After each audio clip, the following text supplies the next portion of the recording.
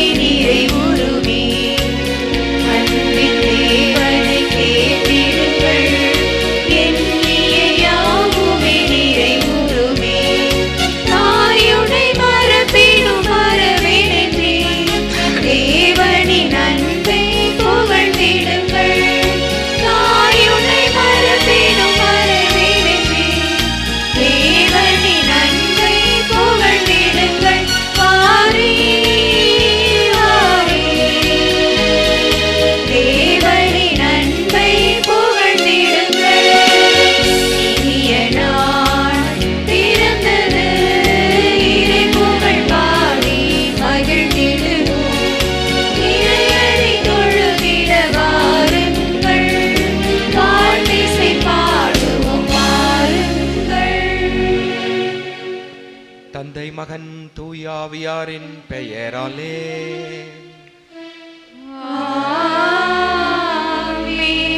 நம் ஆண்டவராகிய இயேசு கிறிஸ்துவின் அருளும் கடவுளின் அன்பும் தூய ஆவியாரின் நட்புறவும் உங்கள் அனைவரோடும் இருப்பதாக.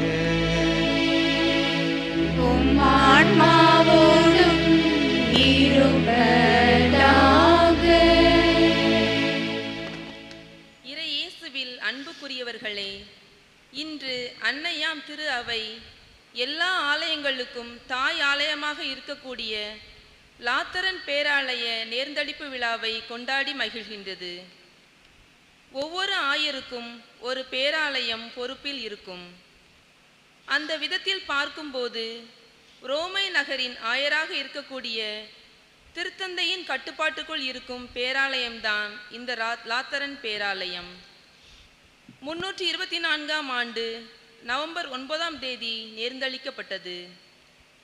தொடக்கத்தில் இப்பேராலயம் உலக மீட்பருக்கும், பின்னர் திருமுழுக்கு யோவானுக்கும், அதன் பின்னர் நற்செய்தியாளரான தூய யோவானுக்கும் ஒப்புக்கொடுக்கப்பட்டது.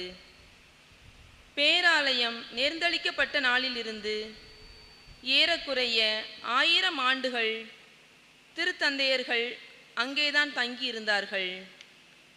இன்னும் ஒரு சில காரணங்களால் லாத்தரன் பேராலயம் மேலும் சிறப்பு பெறுவதாக இருக்கின்றது.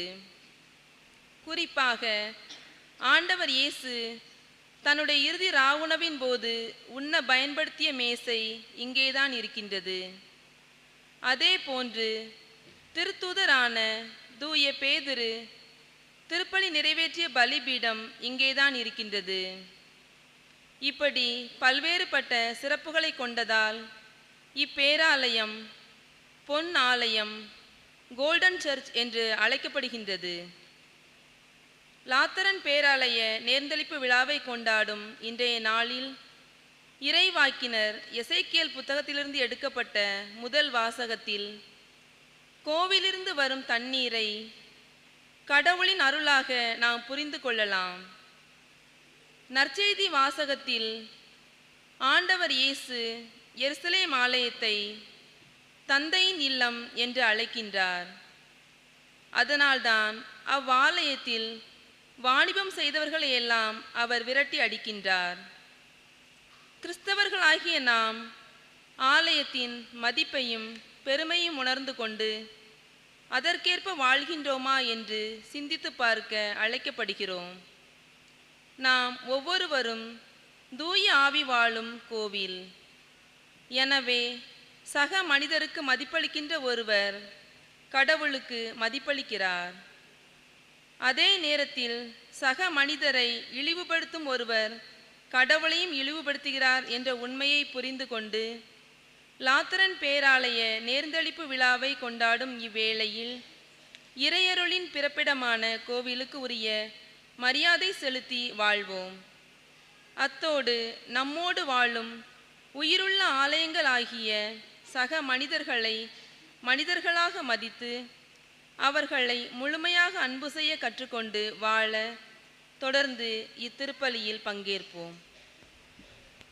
அன்புமிக்கவர்களே, இந்த திருப்பலியானது மரியன் சேனை நிறுவனர் இறையடியார் பிராங்க் டஃப் இவர்களுடைய முத்துப்பேர் பட்டம் விரைவில் பெற்றிட வேண்டுமெனவும், அந்தோணி அம்மாள், செல்வராஜ், ஞானப்பிரகாசம், குழந்தை தெரஸ், மிக்கேல் ஜெய்பால், மரி இஞ்ஞாசி, உத்திரம் இவர்களுடைய ஆண்மலை பாற்றுக்காகவும், சுவிசேஷமுத்து, சுந்தரி, பேரின்பம், மேரி லியோ இவர்களின் ஆண்மலை பாற்றுக்காகவும், ரத்னமணி, மரிய பால்ராஜ் இவர்களின் ஆண்மலை பாற்றுக்காகவும், சில்வஸ்டார் இவர்களின் ஆண்மலை பாற்றுக்காகவும், ஜோசப், சேவியரம்மாள், நோயில் சாமி, செலஸ்டின், ஜெய்சீலி இவர்களின் ஆண்மலை பாற்றுக்காகவும், அருட்தந்தை ஸ்டார்வின், சூசைமணி, அமலி, அல்போன்ஸ், அன்னபுஷ்பம், டொனால்ட், ஜோ ஆண்டன் இவர்களின் ஆண்மலை பாற்றுக்காகவும் ஒப்புக்கொடுக்கப்படுகிறது.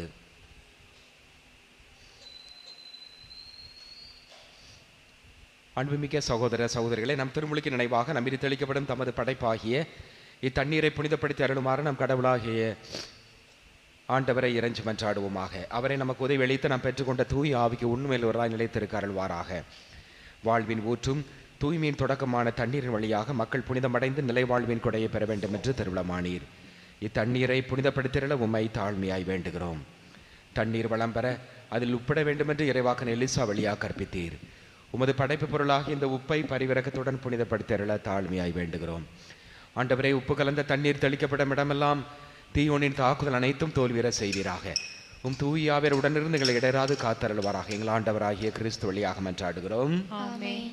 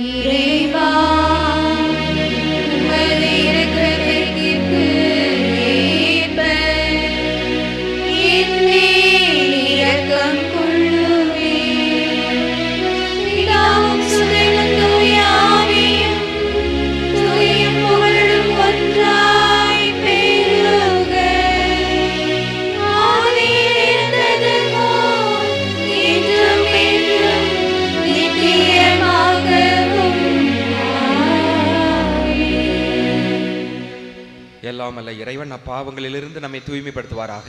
இந்த நற்கரணை கொண்டாட்டத்தின் வழியாக ஒரு தம்முடைய ஆட்சியின் விருந்தில் பங்கு கொள்ள நம்மை தகுதி பெற செய்வாராக. ஆமென்.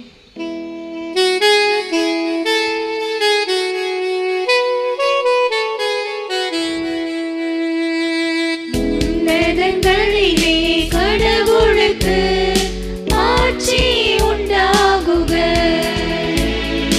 உலகினிலே நல் மனம் தோறுக்கு அமைதியாகுக. உம்மை புகழ்கின்றோம்,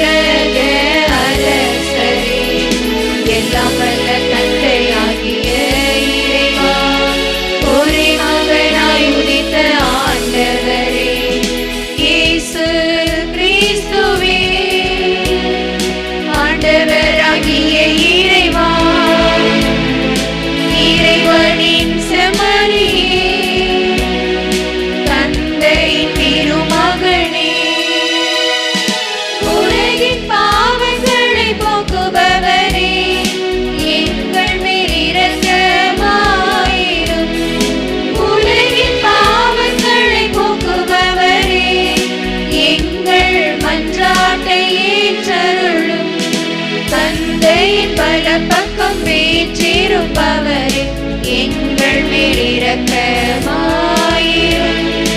ஏனெனில் இயேசு கிறிஸ்துவே நீர் ஒருவரே தூயவர், நீர் ஒருவரே ஆண்டவர், நீர் ஒருவரே உன்னதர்.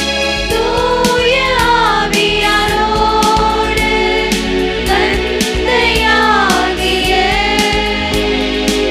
இறைவனின் ஆட்சியில் இருப்பவர் நீரே. ஆமென், ஆமென், ஆமென். மன்றாடுவோமாக. இறைவா, உயிருள்ளவையும் தேர்ந்தெடுக்கப்பட்டவையுமான கற்களை கொண்டு உமது மாட்சிக்கு நிலையான இல்லத்தை தயாரித்துள்ளீர். உமது திரு அவைக்கு நீர் அளித்துள்ள அருளின் ஆற்றலை பெருகச் செய்தருளும். அதனால் உம்முடைய நம்பிக்கையாளர் விண்ணக எருசலேமை கட்டி எழுப்பி என்று வளர்ச்சியுற செய்வார்களாக. உம்மோடு தூய ஆவியாரின் ஒன்றிப்பில் இறைவனாய் என்று வாழ்ந்து ஆட்சி செய்கின்ற அவர் வழியாக உம்மை மன்றாடுகிறோம்.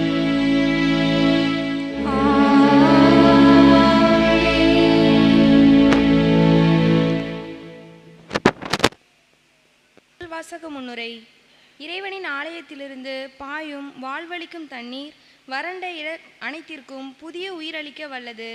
இந்த தண்ணீர் தொடுகின்ற இடமெல்லாம் அளவற்ற புத்துணர்வையும் குணமளிக்கும் ஆற்றலையும் நிறைவான நல்ல உணவையும் தந்து உதவுகின்றது என கூறும் முதல் வாசகத்திற்கு கவனமுடன் செவிமடுப்போம்.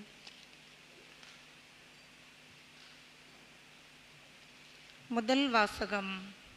ஆண்டவரே பேசும், ஆண்டவரே பேசும்.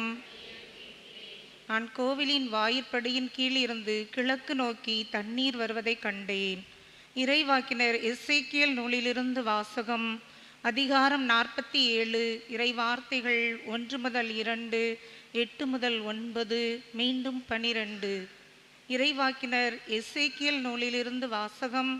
அதிகாரம் 47, இறைவார்த்தைகள் 1 முதல். அந்நாட்களில் ஒரு மனிதர் என்னை கோவிலின் நுழைவாயிலுக்கு மீண்டும் அழைத்து வந்தார். அங்கு நான் கோவிலின் வாயிற்படியில் கீழிருந்து கிழக்கு நோக்கி தண்ணீர் வருவதை கண்டேன். ஏனெனில் கோவில் கிழக்கு நோக்கி இருந்தது. தண்ணீர் கோவில் மற்றும் பீடத்தின் தெற்கு பக்கத்தில் இருந்து வந்தது.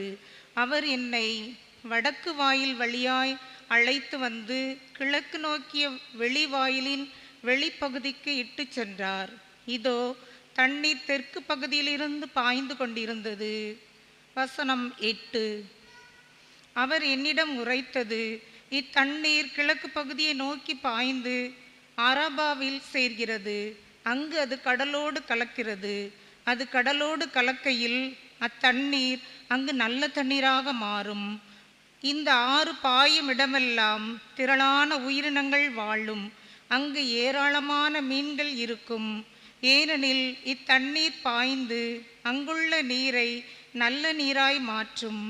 எனவே அது பாயும் இடமெல்லாம் யாவும் உயிர் வாழும். வசனம் 12. பல வகையான பழமரங்கள் ஆற்றின் இரு மருங்கிலும் வளரும். அவற்றின் இலைகள் உதிரா, அவற்றின் கனிகள் குறையா. ஒவ்வொரு மாதமும் அவை கனி கொடுக்கும். ஏனெனில் தூயகத்திலிருந்து தண்ணீர் அவற்றிற்கு பாய்கின்றது. அவற்றின் கனிகள் உணவாகவும் இலைகள் மருந்தாகவும் பயன்படும். ஆண்டவர் வழங்கும் அருள்வாக்கு. பதிலுரை பாடல். திருப்பாடல் 46. வசனங்கள் 1 முதல் 2, 3, 4 முதல் 5, 7 முதல் 8. திருப்பாடல் 46.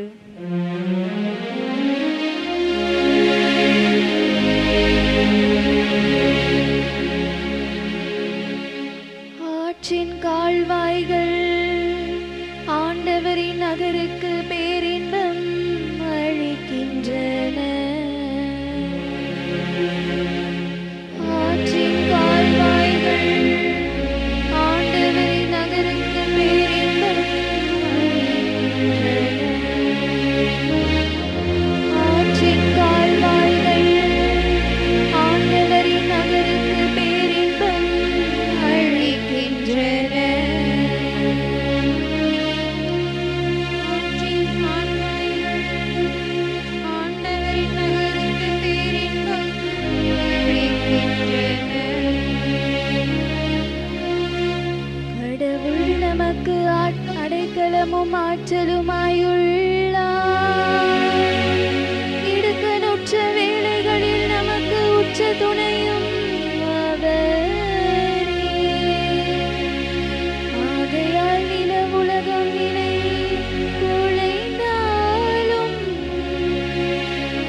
மலைகள் ஆழ்கடலில் அதிர்ந்து நடுங்கினாலும் எங்களுக்கு அச்சம் என்பதே இல்லை.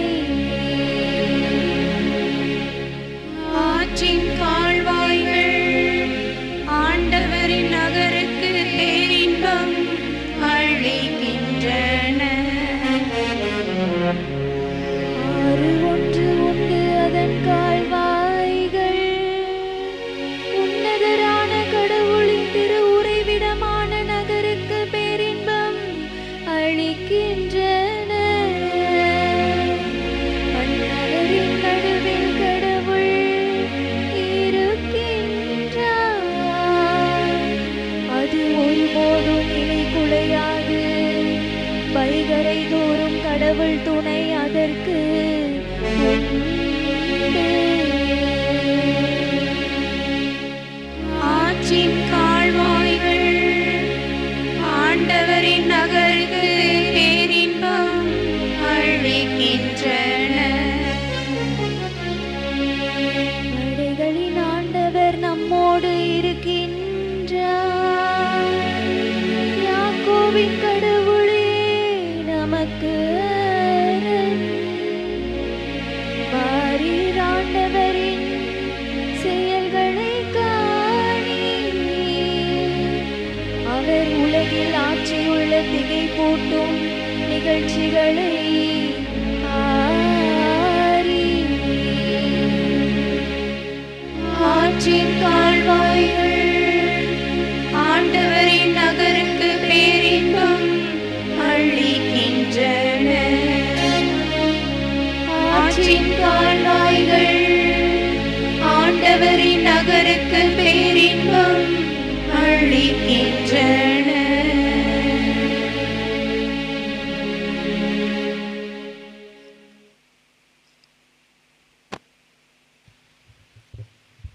நாம் அனைவரும் இறைவன் கட்டுகின்ற உயிருள்ள கோவில்.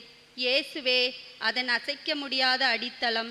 நம் உடல் தூய ஆவியார் தங்கும் ஆலயம் என்பதை உணர்ந்து அதை தூய்மையாக வைத்திருப்பது நம் ஒவ்வொருவரின் கடமையும் பொறுப்பும் ஆகும் என்று வலியுறுத்தும் இரண்டாம் வாசகத்துக்கு செவிமெடுப்போம்.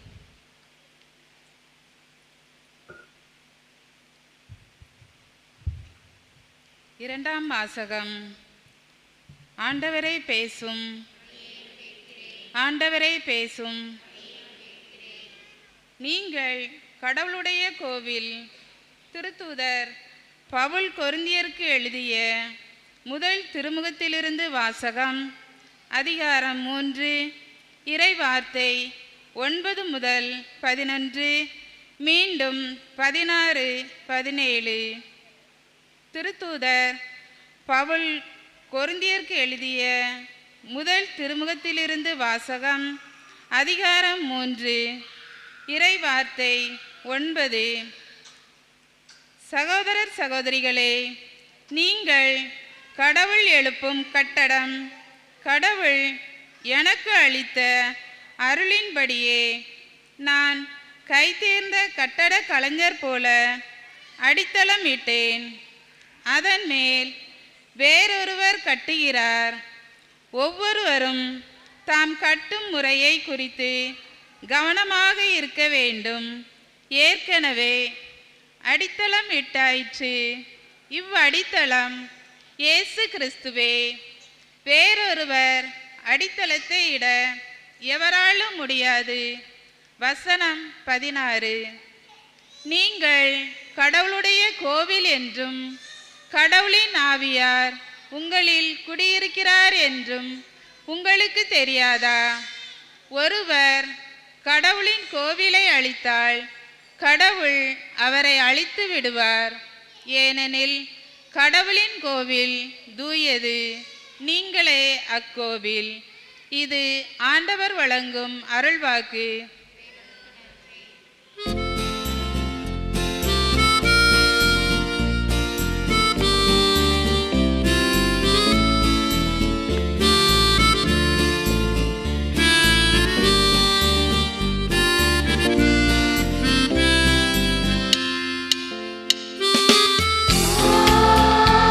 Alleluia.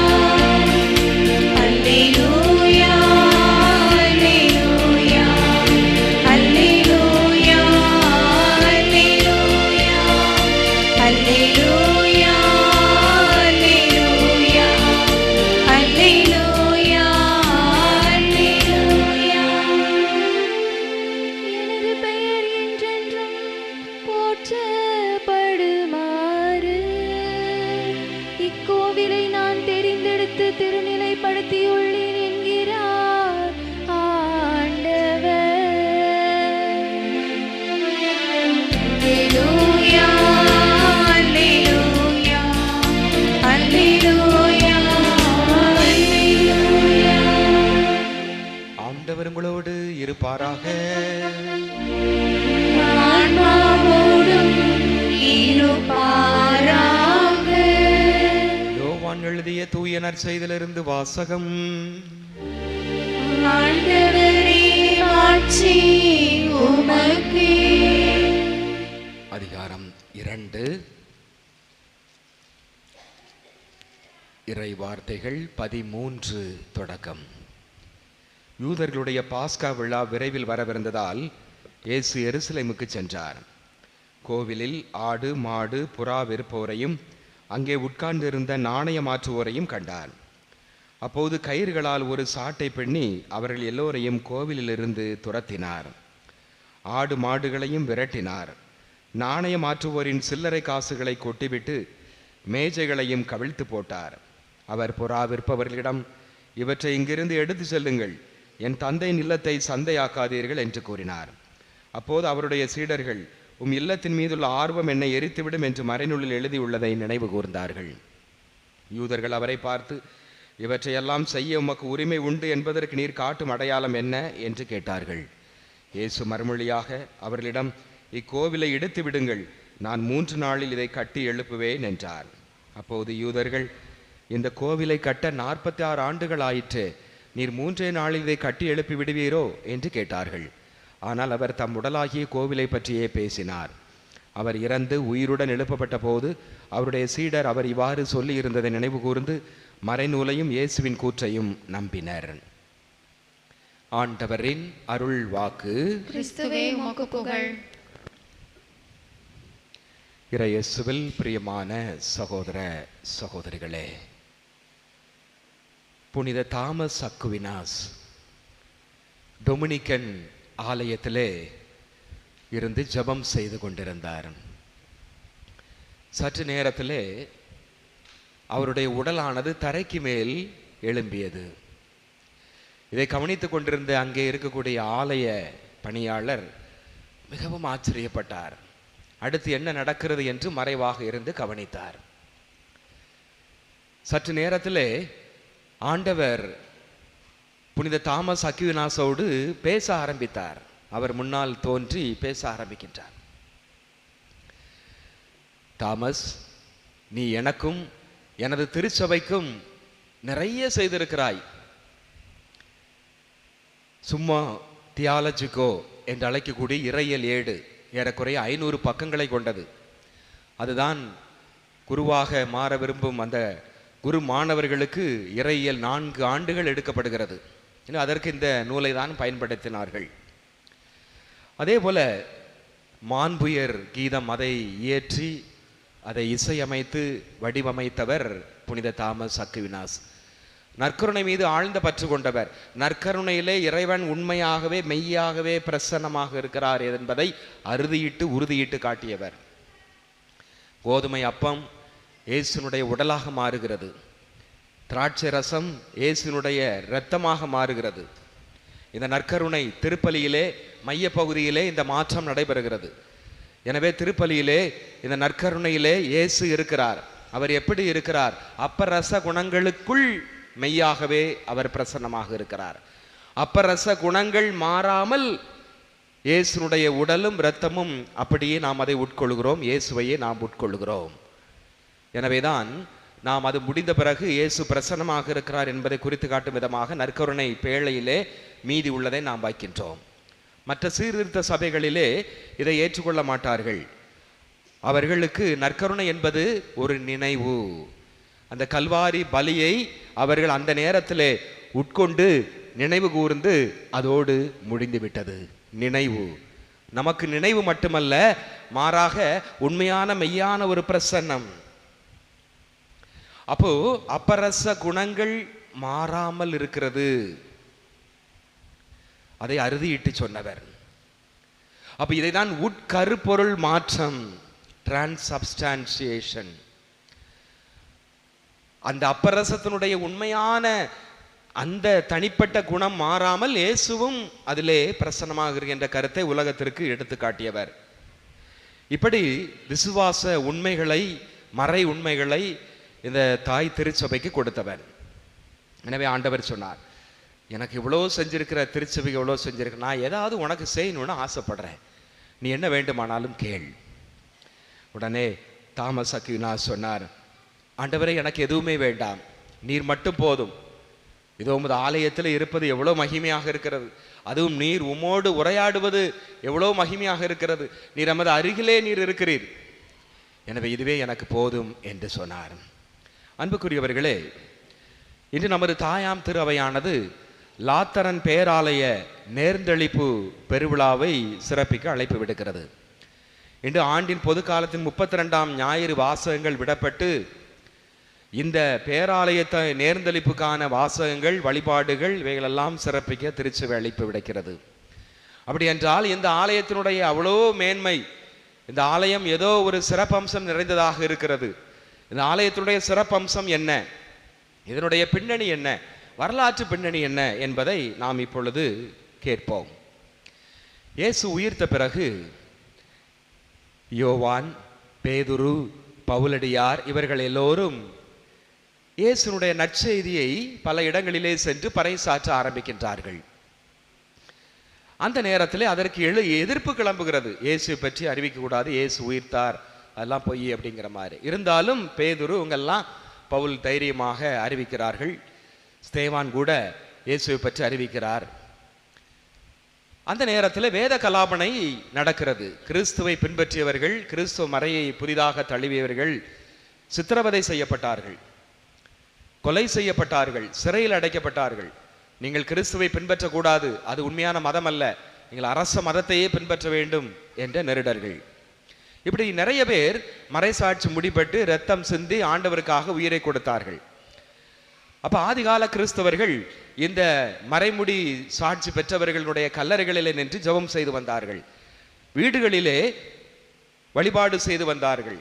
அவர்களுக்கென்று ஒரு ஆலயம் இல்லை. அப்போ ஆலயம் வேண்டும், மக்கள் இப்படி இருக்கிறார்களே என்று ஆலயம் வேண்டும் என்று ஆசைப்பட்டான் அன்றைய உரோமை பேரரசன் கான்ஸ்டன்டைன்.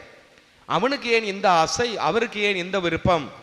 ஏனெனில் அதற்கு முன்னால் நடைபெற்ற போரிலே சிலுவை போர் நடந்தது. இஸ்லாமியருக்கு எதிரான போரிலே இவன் பயந்து நடுங்கினான், ஜெபம் செய்து கொண்டு போருக்கு கிளம்பினான். அதற்கு முன்னால் படை வீரர்கள் அந்த கொடியிலே சிலுவை அடையாளத்தை வரைய சொன்னான். போரிலே வெற்றி பெற்றார்கள். எனவே கிறிஸ்தவ மதத்தின் மீது ஒரு ஈர்ப்பு, இயேசுவின் மீது ஒரு ஈர்ப்பு. எனவே இப்படிப்பட்ட சூழலில் இந்த மக்கள் இப்படி கஷ்டப்பட்டு கோயில் இல்லாமல் இருக்கிறாங்களே, அப்போ கோயில் கட்ட வேண்டும் என்று உரோமை பேரரசன் கான்ஸ்டன்டைன் ஆசைப்பட்டு என்ன நினைக்கிறான், கோயில் கட்டுறதுக்கு இடம் இல்லை. திருத்தந்தையர்களும் பார்க்குறாங்க, எந்த இடமும் இல்லை. கடைசியில் கான்ஸ்டன்டைன் தான் குடியிருந்த அந்த லாத்தரன் அரண்மனையை கோயிலாக கட்ட வேண்டும் என்று திருத்தந்தை சில்வஸ்டருக்கு கொடுக்கின்றான். அப்போ அந்த அரண்மனையினுடைய ஒரு பகுதி கோவிலாகவும் மறுபகுதியில் உரோமை பேரரசன் கான்ஸ்டன்டைன் தங்கி இருக்கிறார். இப்படி கொஞ்ச காலத்துக்கு போய் கொண்டிருந்தது. அப்போ திருத்தந்தை சில்வஸ்டர் அந்த கோயிலை நேர்ந்தளிக்கிறார். நவம்பர் மாதம் 9ஆம் தேதி தான் அந்த கோவிலை நேர்ந்தளிக்கிறார். அத்தோடு மட்டுமல்லாமல் அந்த கான்ஸ்டன்டைன் மனம் மாறியதால் அவருக்கு திருமுழுக்கும் அந்த ஆலயத்திலே கொடுக்கப்பட்டது. ஆலயத்தை நேர்ந்தளிப்பது செய்ய பிறகு அந்த ஆலயத்திற்கு பெயர் வைக்க வேண்டும், அந்த ஆலயத்தை அர்ப்பணிப்பிக்க வேண்டும். நாம் இந்த ஆலயத்தை கட்டி எழுப்பினோம். சாமிநாதர் ஆலயம், அன்னமாள் ஆலயம், சவேரியார் ஆலயம், அந்தோணியார் ஆலயம், எப்படி கட்டப்பட்ட எல்லா ஆலயங்களும் ஏதாவது ஒரு புனிதருக்கு நேர்ந்தளிக்கப்பட்டிருக்கும். அப்ப இந்த ஆலயத்தை யாருக்கு நேர்ந்தளிக்கலாம்? இயேசுவுக்கே நாம் நேர்ந்தளிப்போம் என்று மீட்பர் இயேசுவின் ஆலயம், மீட்பர் இயேசுவின் ஆலயம் என்ற ஒரு பொருளோடு இந்த ஆலயம் நேர்ந்தளிக்கப்பட்டது. அதன் பிறகு இந்த ஆலயம்தான் இந்த உலகத்தில் உள்ள எல்லா ஆலயங்களுக்கும் தாய் ஆலயமாக இருக்கிறது. இதுதான் முதலிலே கட்டப்பட்ட ஆலயம், தாய் ஆலயம். அது மட்டுமல்லாமல் தலைமை ஆலயமாகவும் இருக்கிறது. உரோமையினுடைய ஆயர்னுடைய ஆலயம் அது. உரோமை மறை மாவட்டத்திற்கு ஆயர் கிடையாது, திருத்தந்தை தான் அங்குள்ள ஆயராகவும் இருப்பார். எனவே இது திருத்தந்தைக்கு சொந்தமான, திருத்தந்தையின் அதிகாரப்பூர்வமான ஆலயமாக இது கருதப்பட்டது. பொதுவாக ஒவ்வொரு மறை மாவட்டத்திற்கும் கத்தீட்ரல் ஆயரினுடைய அதிகாரப்பூர்வமான ஆலயம் என்று அழைக்கப்படும். நம்ம தூத்துக்குடி சின்ன கோயில் அப்படி ஒரு மறை மாவட்டத்திற்கும். அப்போ உரோமையிலே ஆயரே திருத்தந்தை தான். எனவே திருத்தந்தையினுடைய அந்த அதிகாரப்பூர்வமான ஆலயம் இந்த ஆலயம். இந்த ஆலயத்தில் தான் திருத்தந்தையினுடைய இருக்கை இருக்கிறது. திருத்தந்தையினுடைய அதிகாரப்பூர்வமான அந்த நாற்காலி இங்குதான் இருக்கிறது. இந்த லாத்தரன் பேராலயத்திலே இருக்கிறது. அது மட்டுமல்லாமல் ஏறக்குறைய 16ஆம் நூற்றாண்டு வரை ஏறக்குறைய 1000 திருத்தந்தையர்கள் இங்குதான் தங்கி இருக்கிறார்கள். தங்கியிருந்து பணி செய்திருக்கிறார்கள், திருப்பலி நிறைவேற்றிருக்கிறார்கள், முக்கிய கூட்டங்கள் எல்லாம் நடைபெற்றிருக்கிறது. முக்கியமான நிகழ்வுகள், திருப்பொழிவுகள், திருத்தந்தை நியமனம், திருத்தந்தை அடக்கம் செய்யப்பட்டது எல்லாமே ஏறக்குறைய 16ஆம் நூற்றாண்டு வரை 1000 திருத்தந்தையர்கள் இங்குதான் வசித்திருக்கிறார்கள். கொஞ்ச காலத்திலே உரோமை பேரரசன் தனக்கென்று வேறொரு இடத்தை, அரண்மனையை கட்டி கொண்டான். அப்போ ஆலயத்தினுடைய அந்த லாத்தரன் ஆலயத்தினுடைய ஒரு பகுதி ஆலயமாகவும் மறுபகுதி திருத்தந்தையர்கள் தங்கி இருக்கக்கூடிய ஒரு இல்லமாகவும் இருந்தது. இந்த லாத்தரன் பேராலயத்திலே தான் 5 திருச்சங்கங்கள் நடைபெற்றது. 20 ஆயர் பேரவைகள் நடைபெற்றிருக்கிறது. தப்பறை கொள்கைகள் தாண்டவம் ஆடிய தருணம், விசுவாச தளர்ச்சி, இப்படிப்பட்ட நேரங்களிலே திருச்சபையினுடைய வழிபாடுகள், ஆலயம், விசுவாசம் இவையெல்லாம் கேள்விக்குறியாக்கப்பட்ட பொழுது மக்களினுடைய யதாச்சமான வாழ்க்கை, அரசர்களுடைய வீணான வாழ்க்கை, இன்னும் ஆயர்கள் குருக்களினுடைய எதேச்சமான வாழ்க்கை இப்படியெல்லாம் நடைபெற்றது. அப்ப இந்த நேரத்திலெல்லாம் திருச்சபையை தூக்கி நிறுத்தி அதை வலுகொடுத்து விசுவாசத்தை வளர செய்த 5 திருச்சங்கங்கள், 20 ஆயர் பேரவைகள், முக்கியமான முடிவுகள் எல்லாம் இந்த லாத்தரன் பேராலயத்தில் தான் எடுக்கப்பட்டது. புனித பேதுரு, புனித பவுல் இவர்கள் உரோமையில் தான் வேத கலாபனை நேரத்திலே மறைசாட்சியாக உயிர் நீர்த்தார்கள். அவர்களுடைய தலைகள் வெள்ளி பாத்திரத்திலே பத்திரமாக பாதுகாப்பாக இங்கு ஆலயத்தில் வைக்கப்பட்டிருக்கிறது. புடன்ஸ் என்பவர் வீட்டிலே பேதுரு திருப்பலி நிறைவேற்றிய அந்த மரபீடம் இந்த ஆலயத்திலே வைக்கப்பட்டிருக்கிறது. இயேசு ராவுணவு உட்கொண்ட அந்த மேஜை, அந்த புனித மேஜையும் இந்த ஆலயத்தில் தான், இந்த பேராலயத்திலே வைக்கப்பட்டிருக்கிறது. அதன் பிறகு நிறைய திருமுழுக்கு ஞானஸ்நானம் கொடுக்கக்கூடிய ஒரு ஆலயமாக இது இருந்தது. கிறிஸ்தவர்கள், புதிதாக சேரக்கூடிய கிறிஸ்தவர்கள் எல்லாருக்குமே இந்த ஆலயத்தில் தான் திருமுழுக்கு கொடுத்தார்கள். எனவே திருமுழுக்கு யோவான் ஆலயம் என்று 2வது பெயர் மாற்றப்பட்டது, அப்படியும் அழைக்கப்பட்டது. தற்பொழுது இந்த ஆலயமானது யோவான் லாத்தரன் பேராலயம் என்று அழைக்கப்படுகிறது. ஜான் லாட்டரன் பசிலிக்கா என்று அழைக்கப்படுகிறது. 16ஆம் நூற்றாண்டுக்கு பிறகு அங்கு ஏற்பட்ட குழப்பம், அந்நிய நாடுகளினுடைய படையெடுப்பு, போர் இவைகளின் காரணமாக அங்கே தங்கியிருந்த திருத்தந்தையர்கள் அவிஞான இடத்திற்கு நாடு கடத்தப்பட்டார்கள். அதன் பிறகு போரெல்லாம் அமைதியாகி குழப்பம் தீர்ந்து மீண்டும் உரோமைக்கு இந்த லாத்தரன் பேராலயத்துக்கு வரும் பொழுது இந்த லாத்தரன் பேராலயம் தீக்கிரையாக்கப்பட்டது, பழுது அடைந்து காணப்பட்டது. இனிமேல் இங்கு திருத்தந்தையர்கள் இருக்க முடியாது என்ற ஒரு நிலையிலே அதனை தொடர்ந்து எல்லோருமே திருத்தந்தையர்கள் வசிக்கும் இடம், திருப்பலி நிறைவேற்றக்கூடிய இடம் எங்கு மாற்றப்பட்டது? புனித பீட்டர் பேராலயத்திற்கு மாற்றப்பட்டது. புனித பீட்டர் சதுக்கம், சென்ட் பீட்டர் ஸ்கொயர். இப்பொழுது எல்லா திருத்தந்தையர்களும் அங்குதான் இருக்கிறார்கள். அங்குதான் எல்லா சங்கங்களும் நடைபெறுகிறது, எல்லா முடிவுகள் எடுக்கப்படுது, திருப்பலி நிறைவேற்றப்படுகிறது, திருத்தந்தையர்கள் நியமனம், திருத்தந்தையர்கள் அடக்கம் செய்யப்படுவது எல்லாமே அங்குதான் இப்பொழுது நடைபெறுகிறது. அப்ப 4 பேராலயங்கள் பசிலிக்கா உரோமையிலே, பீட்டர் பேராலயம், லாத்தரன் பேராலயம், அன்னை மரியாளுக்கான பேராலயம், புனித பவுலடியாருக்கான பேராலயம். அப்ப இப்படிப்பட்ட இந்த பழம்பெருமை வாய்ந்த பேராலயம் இந்த லாத்தரன் பேராலயம், தாய் ஆலயம், தலைமை ஆலயம். எனவே இந்த தலைமை ஆலய முதல் ஆலயத்திற்கு விழா கொண்டாட திருச்சபை இந்த நாளிலே அழைப்பு விடுக்கிறது. எனவே இந்த நாளிலே நாம் ஆலயத்தை பற்றி நாம் சிந்திப்போம் என்ற 3 வாசகங்களும் ஆலயத்தினுடைய மகிமை, ஆலயம் என்றால் என்ன, எப்படி இருக்க வேண்டும் என்பதை பற்றி சிந்திக்க அழைப்பு விடுக்கிறது. முதலிலே கோவில், ஆலயம் என்பது இறை வேண்டலின் வீடு, ஜபம் செய்யக்கூடிய ஒரு இடம். மத்தேயு நற்செய்தி 21ஆம் அதிகாரம் 13வது வசனம்,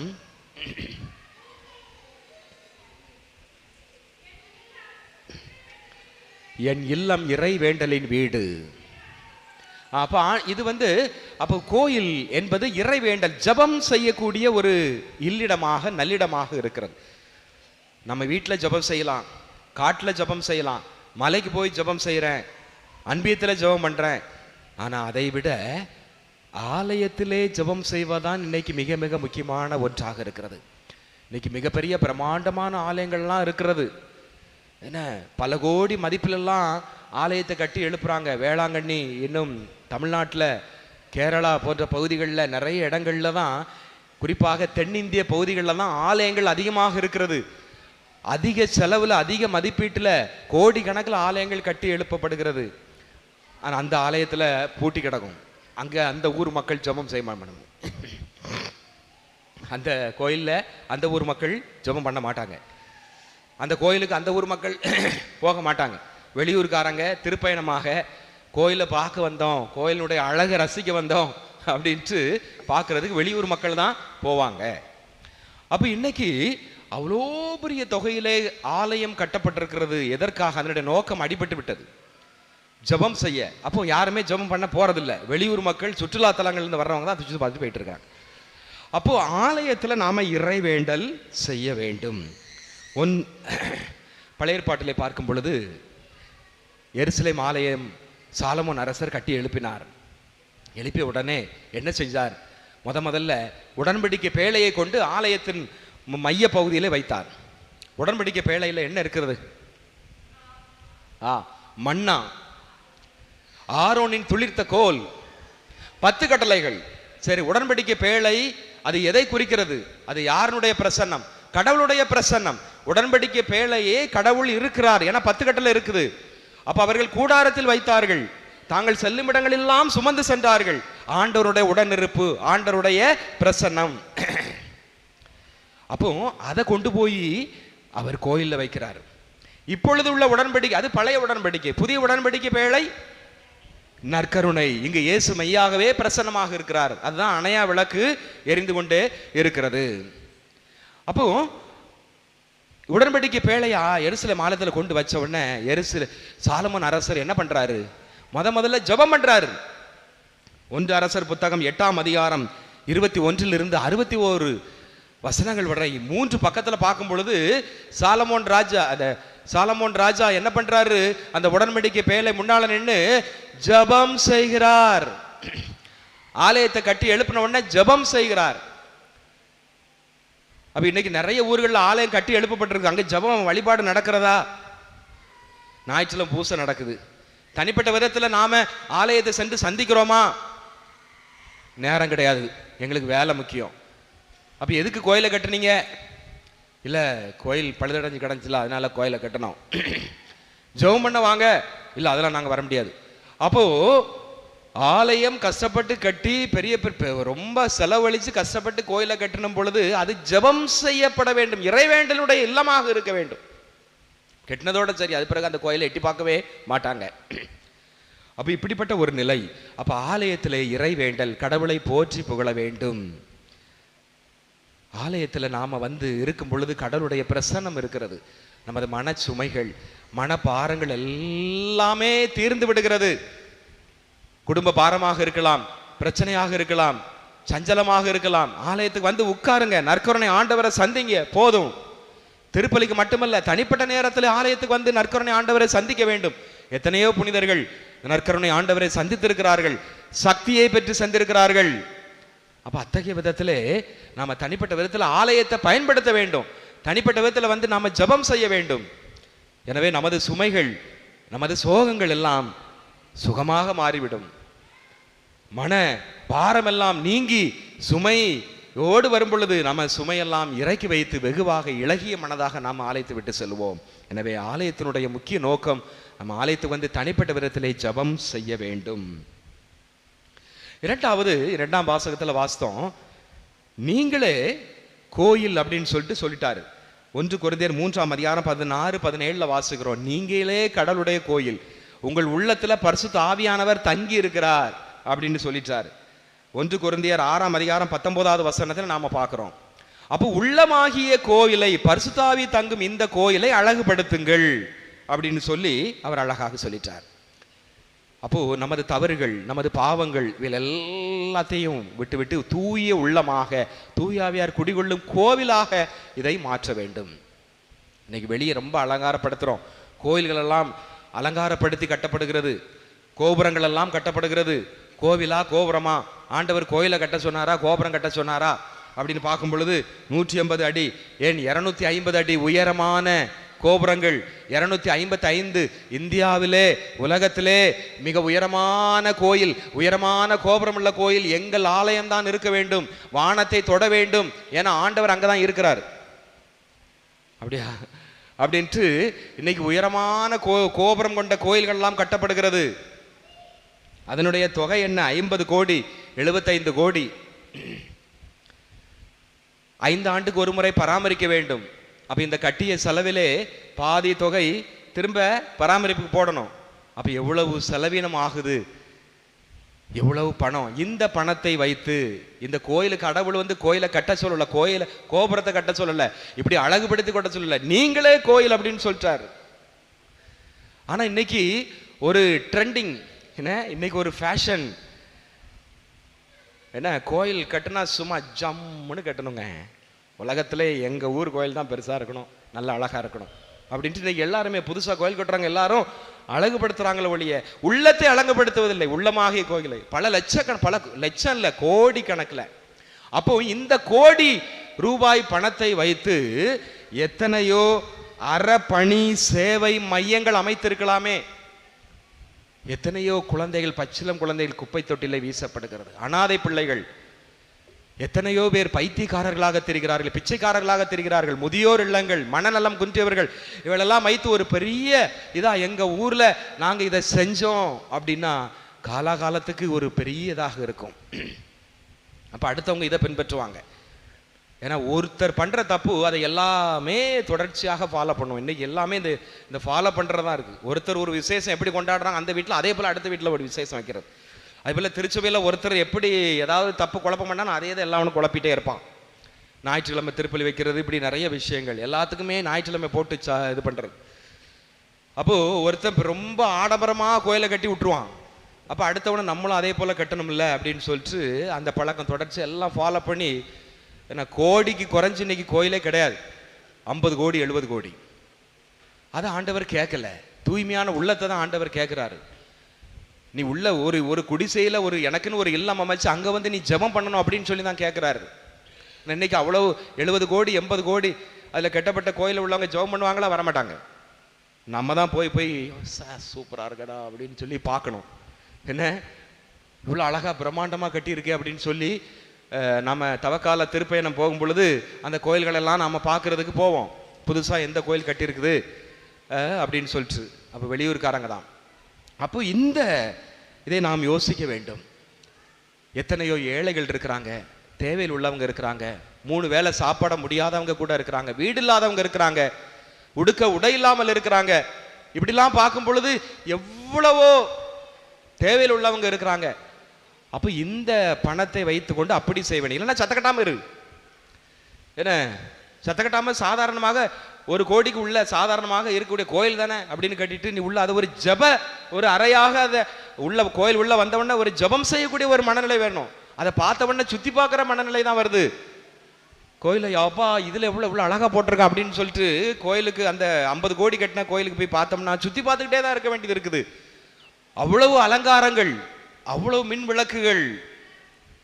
அப்போ 1 கோடிக்கு நீ கோயிலை கட்டி ஜபம் பண்ணக்கூடிய ஒரு அந்த அட்மாஸ்பியரை கொண்டு வா. அப்ப அது மாற்றி அமைக்கப்பட வேண்டும், அதை கொண்டு வரணும். பட் அப்ப மீதி உள்ள தொகையை நீ இதே போல அறப்பணி நிலையங்கள், அறப்பணி சேவை மையம் ஆரம்பி. கிறிஸ்தவம் அப்படிங்கிறதுக்கு இன்னைக்கு ஒரு பெரிய சாட்சியாக இருக்கும். இன்னைக்கு நாம அப்படி செய்யறதில்ல. என்கிட்ட பணம் இருக்கு, நான் இதில் தான் போடுவேன், இதில் தான் என் திறமை காட்டுவேன் அப்படின்னு சொல்லிட்டு இதில் தான் நாம் பகட்டாக இருக்கிறோம். அதே கிறிஸ்தவன் அறப்பணி நிலையங்கள் வச்சு இத்தனை பேருக்கு நாங்கள் வளர்க்குறோம், இத்தனை பேருக்கு சாப்பாடு போடுறோம், இத்தனை பேரை நாங்கள் இது கரையேற்றி விடுறோம் அப்படின்னு நம்ம முடிவெடுத்து நாம் செஞ்சோம்னா அரசாங்கத்துக்கு அப்படி சப்புனு சவுட்டில் அடித்த மாதிரி இருக்கும். அப்படி தானே? ஏன்னா அரசு செய்ய வேண்டிய வேலை அதை நாம செஞ்சோம்னா எவ்வளோ ஏற்கனவே நாம செய்து கொண்டு தான் இருக்கிறோம். மருத்துவமனைகள், இலவச முதியோர் இல்லங்கள், மனநலம் காப்பங்கள் எல்லாம் நிறைய பேர் நம்ம திருச்சபை செஞ்சுக்கிட்டு தான் இருக்குது. ஆனால் இதை நாம் இன்னும் அதிகப்படுத்தணும். ஆண்டவர் அதைத்தான் சொல்கிறாரு. மத்தேயு நற்செய்தி 25ஆம் அதிகாரம் 40வது வசனம், சின்னஞ்சிறிய என் சகோதர சகோதரர்களுக்கு செய்தெல்லாம் எனக்கே செய்தீர்கள். ஆண்டவர் விரும்புறது அதுதான். கோடிக்கணக்கில் உள்ள நீ எனக்கு கோயிலை கட்ட கோபுரத்தை கட்ட சொல்லல, நீ இதுதான் செய். சின்னஞ்சிறிய தேவையில் இருப்பவங்களுக்கு ஏதாவது செய். அதுதான் ஆண்டவர் விரும்புகின்றார். எனவே அன்புக்குரியவர்களே, இந்த அருமையான நாளிலே ஆலயம், கோவில்கள், அதனுடைய நோக்கம் என்ன? இறைவேண்டல். நமது உள்ளத்தை அலங்கரிப்போம். ஆமென்.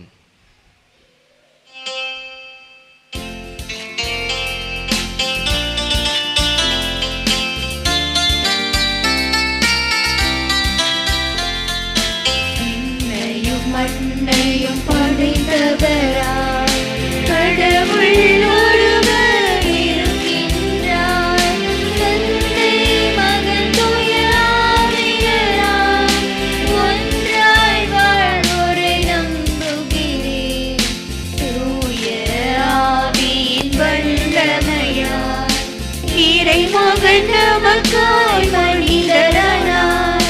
கன்னி மரியிடம் பிறந்தவராம் இயேசுவை உறுதியாய் நம்புகிறேன். பிலாத்துவின் ஆட்சியில் பாடுபட்டார், சிலுவையில் இறந்து அடக்கப்பட்டார்.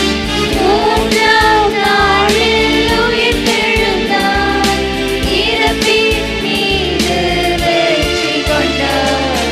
விண்ணகம் வாழும் தந்தையிடம் அரியணை கொண்டு இருக்கின்றார்.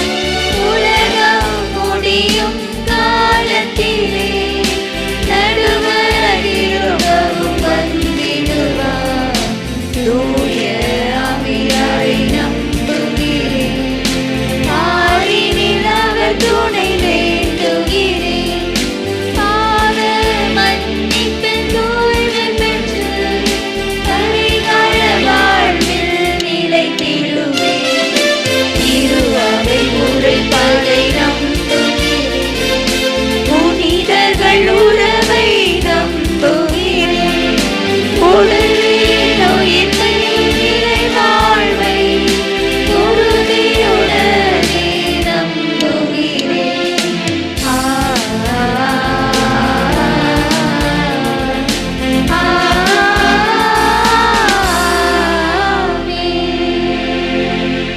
அன்புமிக்கவர்களே, நமது மன்றாட்டுகள் விண்ணப்பங்களை ஆண்டவரிடம் விட்டு சொல்லி வேண்டுவோம்.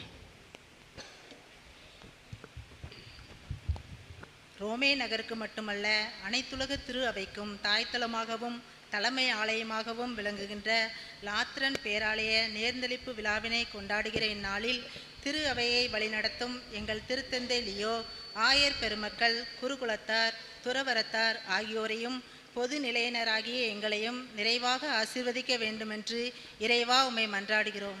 ஆண்டவரே, எங்கள் மன்றாட்டை கேட்டருளும். திருக்கோவிலிருந்து புறப்படுகிற ஆறு பாய்கிற இடமெல்லாம் திரளான உயிரினங்கள் வாழும் என முன்னிறைக்கும் இறைவாக்கினர் எசேக்கியேலின் கூற்றுப்படி இவ்வுலகும் உலகின் உயிரினங்கள் அனைத்தும் வாழ்வாங்கு வாழவும் துளிர்விட்டிருக்கும் அமைதிக்கான முயற்சிகள் நிறைவான பலன் தந்து அமைதியும் சமாதானம் செழிக்கும் பூமியாக இவ்வையகம் விளங்கவும் நாடுகளை ஆட்சி செய்த தலைவர்கள் மற்றும் மக்கள் யாவரும் நாளுமே உழைத்திட வேண்டும் என்று இறைவா உம்மை மன்றாடுகிறோம். ஆண்டவரே, எங்கள் மன்றாட்டை கேட்டருளும். கடவுள் நமக்கு அடைக்கலமும் ஆற்றலுமாய் உள்ளார். இடுக்கணுச்ச வேளைகளில் நமக்கு உச்ச துணையும் அவரே என்கின்ற திருப்பாடல் வரிகளால் நம்பிக்கை கொண்டவர்களாய் எம்மை வாட்டி வதைக்கும் துன்பங்கள், துயரங்கள், வேதனைகள், சோதனைகள், வறுமை, வேலையின்மை, பொருளாதார நெருக்கடிகள், கடன் தொல்லைகள், இன்னும் பிற இன்னல்கள் ஆகியவற்றை உம்மிடம் சமர்ப்பிக்கின்றோம். நீர்தாமே எங்களுக்கு துணையாகவும் அரணாகவும் இருந்து கரை சேர்க்க வேண்டும் என்று இறைவா உம்மை மன்றாடுகிறோம். ஆண்டவரே, எங்கள் மன்றாட்டை கேட்டருளும். இங்கே கூடியுள்ள நாங்கள் அனைவரும் நீங்கள் கடவுளுடைய கோவில் என்றும் கடவுளின் ஆவியார் உங்களில் குடியிருக்கிறார் என்றும் உங்களுக்கு தெரியாதா என்கின்ற பவுலடியாரின் வினாவினை உள்வாங்கியவர்களாய் எங்களது தனிப்பட்ட வாழ்க்கையையும் சமூக மற்றும் பங்கு வாழ்க்கையையும் தூயதாக அமைத்திட வேண்டும் என்று இறைவா உம்மை வேண்டுகின்றோம். ஆண்டவரே, எங்கள் மன்றாட்டை கேட்டருளும். தந்தையின் இல்லத்தின் மீதுள்ள ஆர்வத்தால் எருசலேம் கோவிலை தூய்மைப்படுத்திய இயேசுவின் அரசீற்றத்தை புரிந்தவர்களாய் நாங்களும் எங்கள் பங்கு தந்தையரோடும் பங்கு பேரவை அன்பியங்கள் பக்த சபைகள் ஆகியவற்றின் பொறுப்பாளர்களோடு இணைந்து எங்கள் பங்குதளத்தை புனிதமிகு ஆலயமாக கட்டியெழுப்ப தேவையான அருள் தர வேண்டுமென்று இறைவா உம்மை மன்றாடுகிறோம். ஆண்டவரே, எங்கள் மன்றாட்டை கேட்டருளும். நமது தனிப்பட்ட தேவைகளுக்காக மௌனமாக வேண்டுவோம்.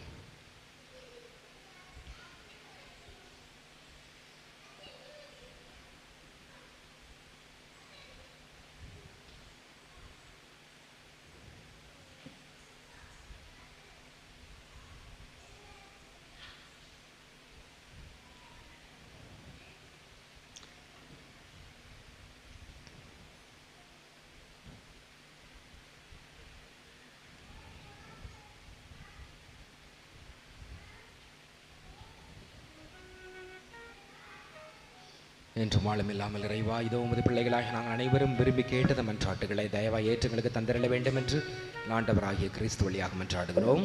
ஆமென். பக்கம் எண் 105. பக்கம் எண் 105.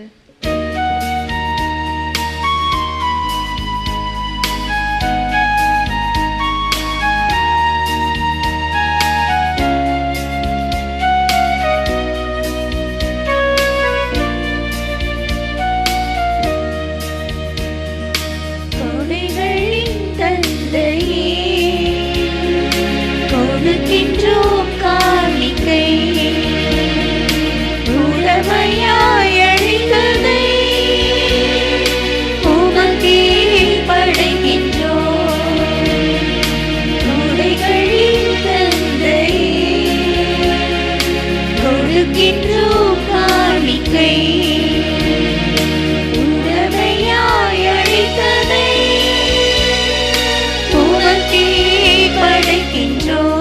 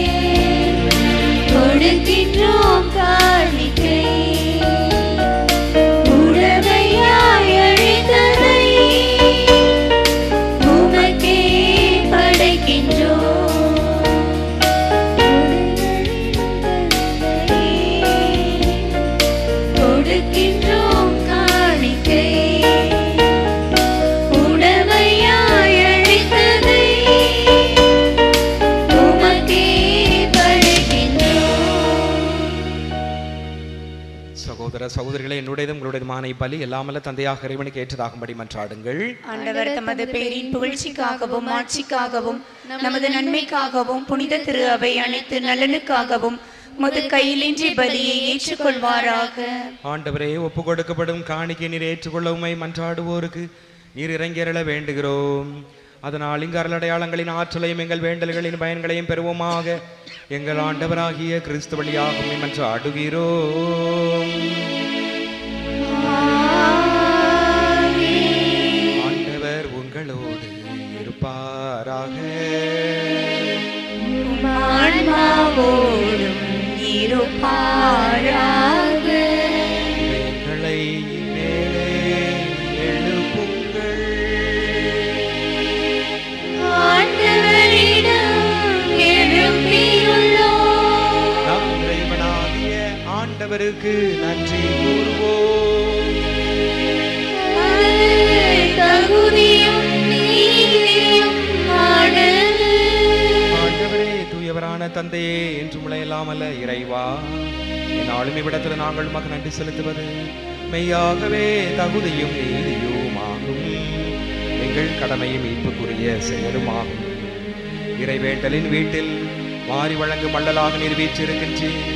முதுமுடிவில் அருள் உதவியால் கட்டியெழுப்பப்பட்ட தூய் ஆவியாரின் கோவிலாக எங்களை நிறைவு செய்கின்றேன். உமக்கு வந்த மாட்சிமிக்க வாழ்வினால் இக்கோவிலை ஒளிர செய்வீராக. காணப்படும் கட்டடங்களில் முன்குறிக்கப்படுகிற கிறிஸ்துவின் மணமகளாகிய திரு அவையை என்றென்று புனிதப்படுத்துகின்றேன்.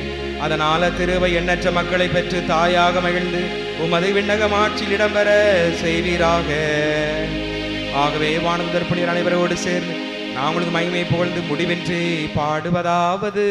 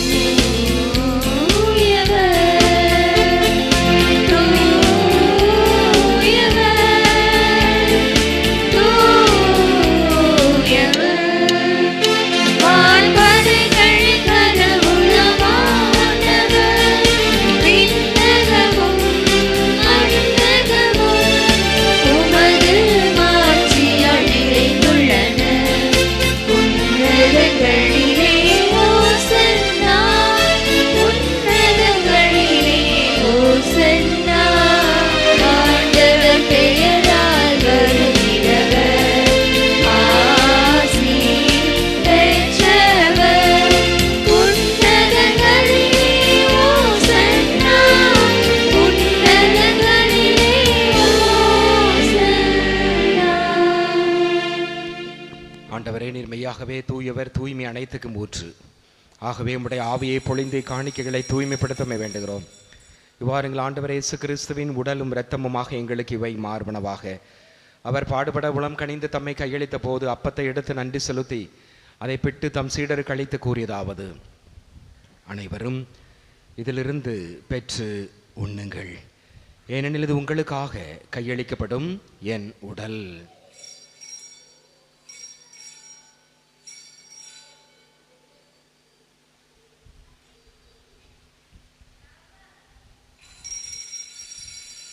அவனமே இரவு விருந்தை அருந்திய பின் கிண்ணத்தை எடுத்து மீண்டும் உமக்கு நன்றி கூறி தம் சீடர்களுக்கு அளித்து கூறியதாவது: அனைவரும் இதிலிருந்து பெற்று பருகுங்கள், ஏனெனில் இது புதிய நிலையான உடன்படிக்கைக்குரிய இரத்தத்தின் கிண்ணம். இது பாவ மன்னிப்புக்கென்று உங்களுக்காகவும் பலருக்காகவும் சிந்தப்படும். இதை என் நினைவாக செய்யுங்கள்.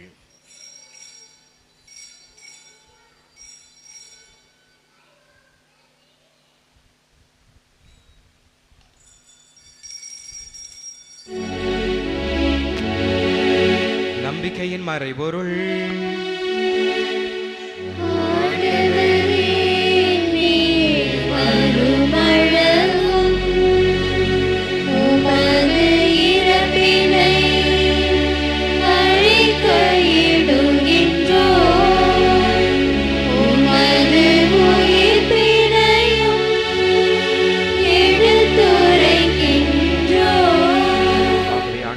கிறிஸ்துவின் இறப்பினையும் உயிர்ப்பினை நினைவு கூர்ந்து வாழ்வு தரும் அப்பத்தையும் மீட்பளிக்கும் கிண்ணத்தை உமக்கு ஒப்புக் கொடுக்கிறோம். திருமுனின்று உமக்கு ஊழியம் புரிய தகுந்தவர்களை ஏற்றுக்கொண்டு எனவே உமக்கு நன்றி செலுத்துகிறோம். மேலும் கிறிஸ்துவின் உடலிலும் இரத்தத்திலும் பங்கொள்ளும் எங்களை தூய் ஆவியார் ஒன்று சேர்க்க வேண்டுமென உம்மை தாழ்மையுடன் மன்றாடுகிறோம். ஆண்டவரே, உலகெங்கும் பரவிருக்கும் திரு அவை நினைவு கூர்ந்தொள்ளும் எங்கள் திருத்தந்தை 14ஆம் லியோ, எங்கள் ஆயர் ஸ்டீஃபன், எல்லா திருநிலையினராக அனைவரோடும் திரு அவை அன்பில் நிறைவு பெறச் செய்தருளும்.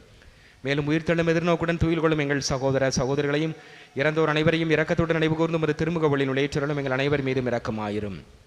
கடவுளின் கன்னித்தாயான புனித மரியா, அவருடைய கணவரான புனித யோசேப்பு, புனித திருத்தூதர்கள், எங்கள் பாதுகாவலர் தூய சாமிநாதர், இவ்வுலகிலும் அக்கோந்தவராய் இருந்தோர் ஆகிய புனிதர் அனைவரும் நாங்கள் இலை வாழ்வில் பங்கொள்ளும் தகுதி பெற்று திருமகன் இயேசு கிறிஸ்து வழியாகவே புகழ்ந்தேத்து மரமருள மன்றாடுகிறோம். இவர் வழியாக இவரோடு இவரில் எல்லாம் அல்ல இறைவனாகிய தந்தையே, தூய ஆவியாரின் ஒன்றைப்பில் எல்லா புகழும் ஆட்சியும் என்றென்றும் உமக்கு உரியதே.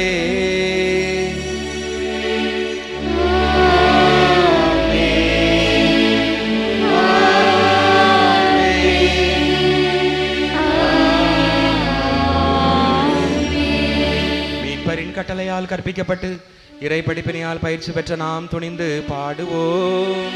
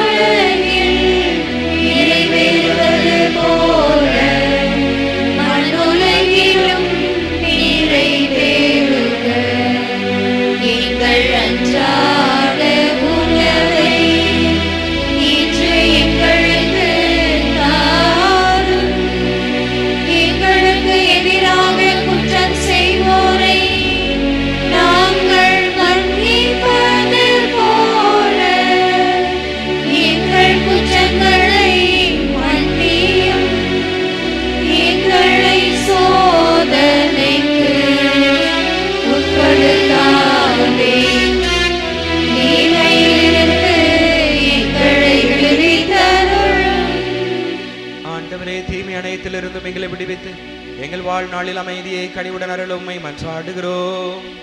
உமது இரக்கத்தின் உதவியால் நாங்கள் பாவத்திலிருந்து எப்போதும் விடுதலை பெற்று யாதொரு கலக்கமுமின்றி நலமாயிருப்போமாக.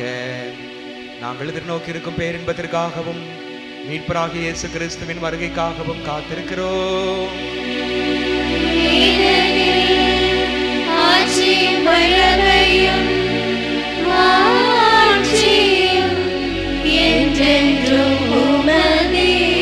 ஆண்டவரே இயேசு கிறிஸ்துவை அமைதியை உங்களுக்கு விட்டு செல்கிறேன், என் அமைதியை உங்களுக்கு அளிக்கிறேன் என்றும் திருத்தூதர்களுக்கு மொழிந்தீரே.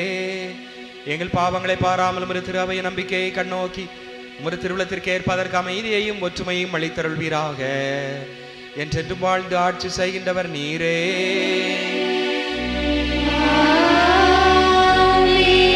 ஆண்டவருடைய அமைதி உங்களோடு என்றும் இருப்பதாக.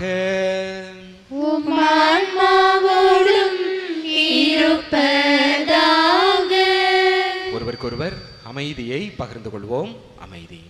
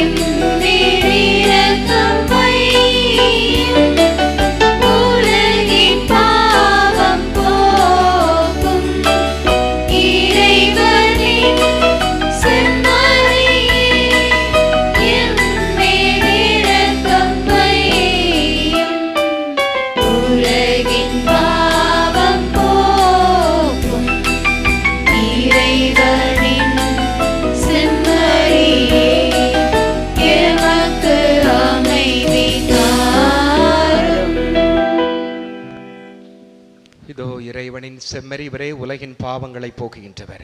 செம்மறியின் விருந்திற்கு அழைக்க பெற்றோர் பேறு பெற்றோர். ஆண்டவரே, தேவரிடத்தில் எழுந்துள்ள நான் தகுதியற்றவள், ஆனால் ஒரு வார்த்தை மட்டும் சொல்லியருளும், எனது ஆன்மா குணமடையும்.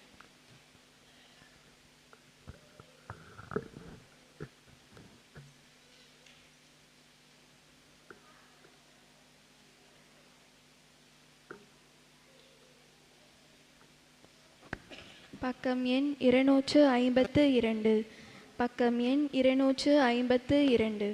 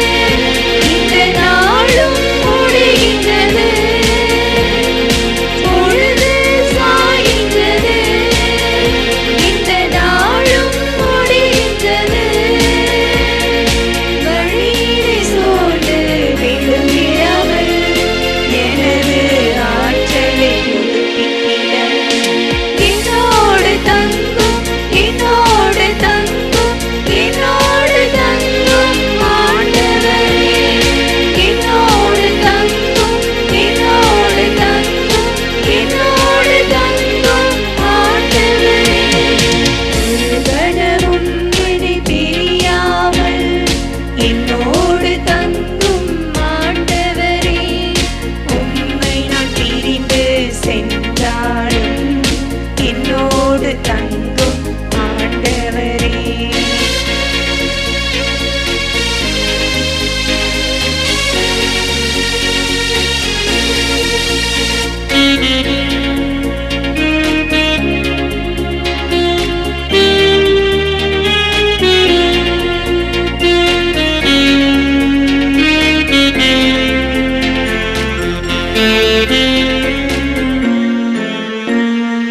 என்னில் நீர் இருந்தால் வலிமை பிறக்கின்றது,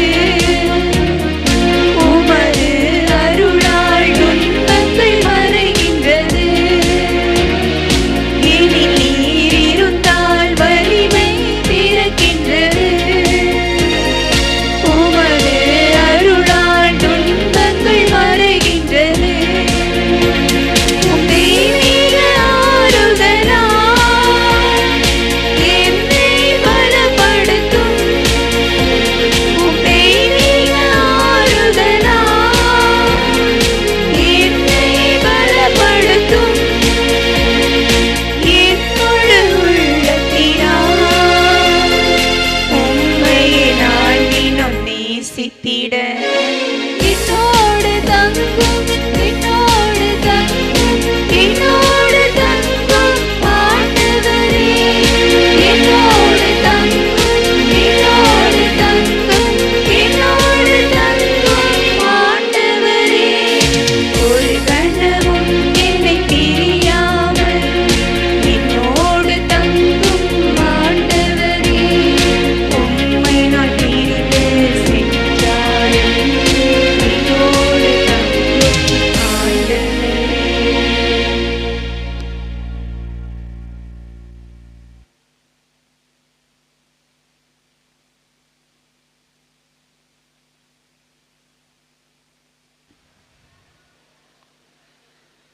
அறிவிப்புகள். இன்றைய வழிபாட்டை சிறப்பித்தவர்கள் அந்தோணியார் அன்பியம், அடுத்த வாரம் சிறப்பிக்கக்கூடியவர்கள் ஆரோக்கிய அன்னை அன்பியம். இந்த வார அன்பிய கூட்டம் நடைபெறும் இல்லங்கள் சாமிநாதன் அன்பியம் திரு ஸ்டீபன் பால்கனி அவர்கள் இல்லம், அந்தோணியார் அன்பியம் திரு குணசேகரன் ஜோஸ்பின் அவர்கள் இல்லம், ஆரோக்கிய அன்னை அன்பியம் திரு தொம்மை பொன்ராஜ் செல்வி அவர்கள் இல்லம். அடுத்த வார ஞாயிறு திருப்பலி ஞாயிற்றுக்கிழமை காலை 9:30 மணிக்கு நடைபெறும். திருக்குடும்ப சபையிலே சேர விரும்புகிறவர்கள் உங்களுடைய பெயர்களை பதிவு செய்து கொள்ளுமாறு உங்களை கேட்டுக்கொள்கிறோம். கிறிஸ்து பிறப்பு விழாவுக்கும் புத்தாண்டு தினத்திற்கும் இடையே வருகின்ற ஞாயிற்றுக்கிழமை திருப்பலி திருக்குடும்ப சபை திருவிழா திருப்பலியாக சிறப்பிக்கப்படும். எனவே அதிலே ஏற்கனவே இருக்கிறீர்கள். புதிதாக உறுப்பினர்கள் திருக்குடும்ப சபையிலே சேர விரும்புகிறவர்கள் உங்களுடைய பெயர்களை பதிவு செய்யுமாறு கேட்டுக்கொள்கிறோம். திருக்குடும்ப சபையினர் மாதத்திற்கு 2 முறை நடத்தக்கூடிய அந்த சபை கூட்டத்திலே தயவு செய்து கலந்து கொள்ளுமாறு உங்களை அன்போடு கேட்டுக்கொள்கின்றோம். அதேபோல ஞாயிறு திருப்பலிகளிலே நாடாவை அணிந்து பங்கேற்குமாறு கேட்டுக்கொள்கின்றோம்.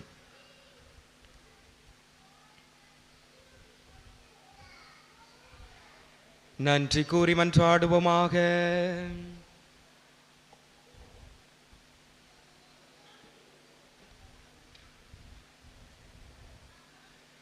இறைவாய் உலகில் திகழும் ஒரு திரு அவை வழியாக எங்களுக்கு விண்ணக எருசலேம் முன்கரிக்கப்பட திருவிழமானீரே.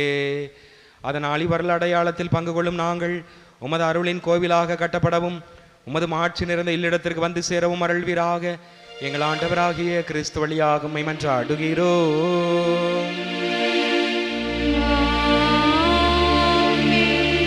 ஆண்டவர் உங்களோடு இருப்பாராக.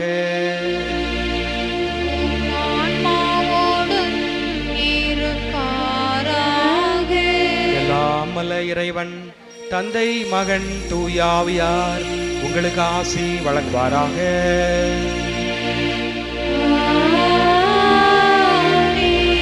சென்று வாருங்கள், திருப்பலி நிறைவேறிற்று.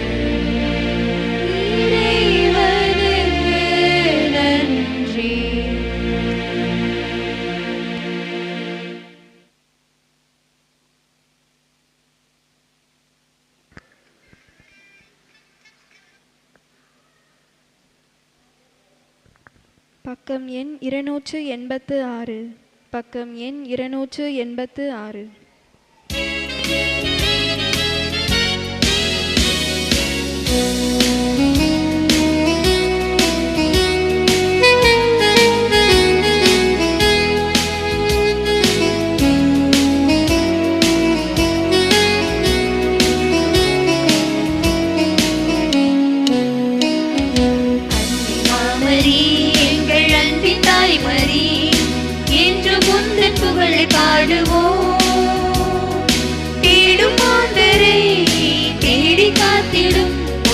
அருள்வரங்கள் என்று தேடினோம். அன்னை மாமரி எங்கள் அன்பிதாய் மரி, இன்று முந்தன் புகழை பாடுவோம். தேடும் ஆண்டரை தேடி காத்திடும் முந்தன் அருள்வரங்கள் என்று தேடினோம்.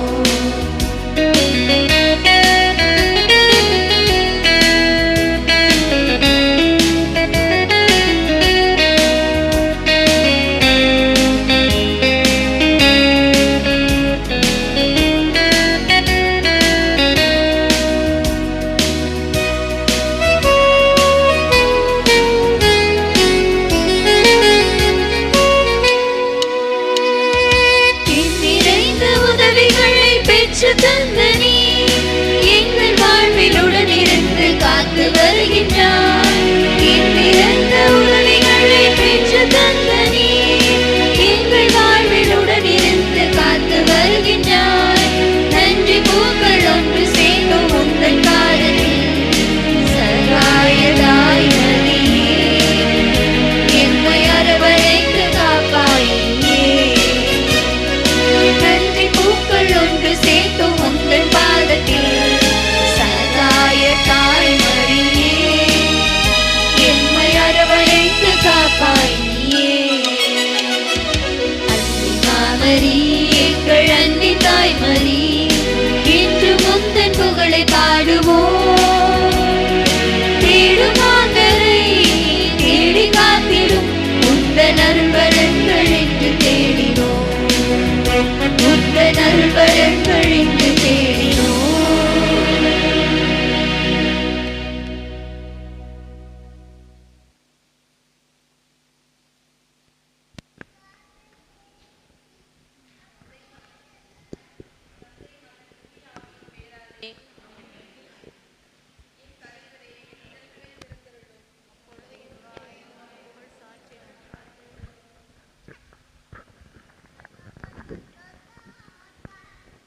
அனைவரும் இணைந்து திருப்பாடல் 128 வழியாக ஆண்டவரை போற்றுவோம். பேறு பெற்றோர், உமது உழைப்பின் பயனை நீர் உண்பீர். நீர் நற்பேரும் நலமும் பெறுவீர். உம் இல்லத்தில் உம் துணைவியார் கனிதரும் திராட்சை கொடி போல் இருப்பார். உண்ணும் இடத்தில் உம் பிள்ளைகள் ஒலிவ கன்றுகளைப் போல் உம்மை சூழ்ந்திருப்பர். ஆண்டவருக்கு அஞ்சி நடக்கும் ஆடவர் இத்தகைய ஆசி பெற்றவராயிருப்பார். ஆண்டவர் சீயோனில் இருந்து உமக்கு ஆசி வழங்குவாராக. உம் வாழ்நாள் எல்லாம் நீர் எருசலேமின் நல்வாழ்வை காணும்படி செய்வாராக. நீர் உம் பிள்ளைகளின் பிள்ளைகளை காண்பீராக. இஸ்ரேலுக்கு நலம் உண்டாவதாக. நமது குடும்பங்களை திருக்குடும்பமான இயேசுமரி சூசையிடம் ஒப்பு கொடுப்போம். ஆண்டவராகிய இயேசுவே, கன்னியும் தாயுமான மரியன்னையே, திருக்குடும்பத்தின் தலைவரான சூசையப்பரே, உங்கள் அடைக்கலத்தில் எங்கள் குடும்பங்களை ஒப்பு கொடுக்கிறோம். நாசரேத்தின் திருக்குடும்பத்தில் விளங்கிய உண்மையான அன்பும் இறை அச்சமும் பணிவும் எங்கள் குடும்பங்களிலும் நிலவ செய்யுங்கள். நாசரேத்தின் திருக்குடும்பமே, எங்கள் குடும்பங்களில் இருந்து பிளவு, வன்முறை, சச்சரவுகளை அகற்றுங்கள். எங்கள் பங்கின் அனைத்து குடும்பங்களையும் ஆசீர்வதியும்.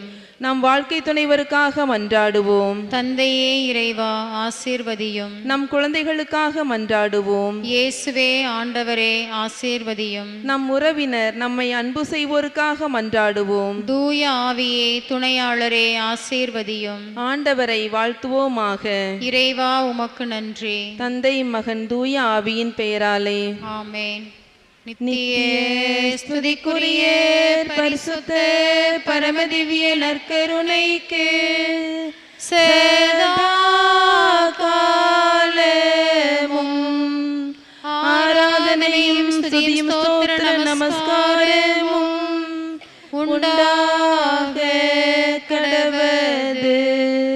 தந்தை மகன் தூய ஆவியின் பெயராலே ஆமென்.